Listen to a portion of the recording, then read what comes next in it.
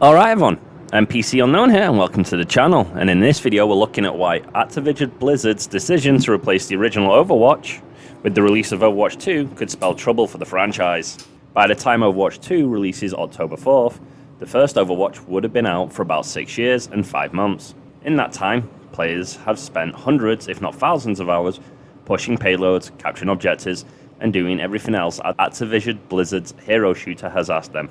Yet it has been a wild ride for Overwatch, as what was once one of the most played shooters in history has slowly devolved into a title that is starved for content. Overwatch's future isn't looking good now that Activision Blizzard has announced Overwatch 2 will replace the first game's live service model.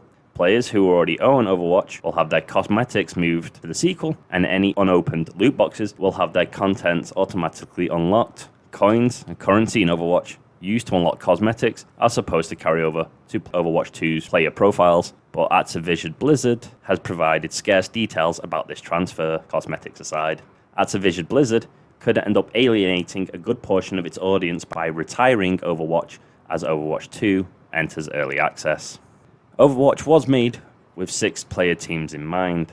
Despite the hectic battles that often ensue in Overwatch, having 6 players on each team is how Activision Blizzard originally envisioned the experience. 2 tank heroes support each other, help push the team forward, 2 damage heroes fight to break the enemy's defenses and eliminate opponents, and 2 support heroes provide the rest of the team with healing and buffs. Having 12 players on a single map can make for a crowded ecosystem, but it's a system that ultimately worked in the game's favor at the height of its popularity.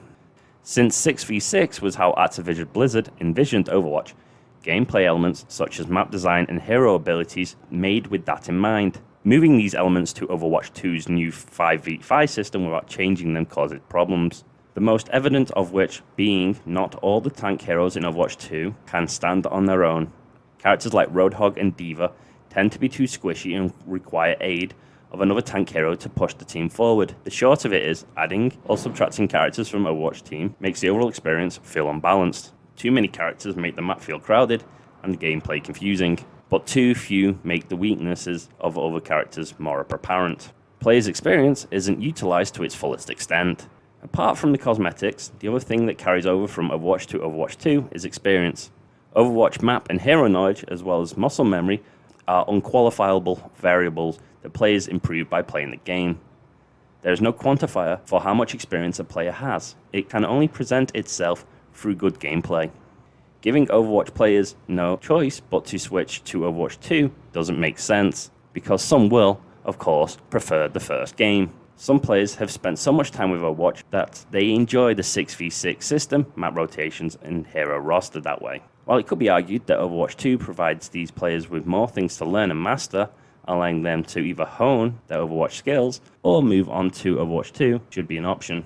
Activision Blizzard could afford to keep both game servers up, but has stated that the decision to replace the current Overwatch build with Overwatch 2 was made so that the franchise's fanbase wouldn't be divided. Yet removing Overwatch entirely might get some players who love the original to drop it once and for all.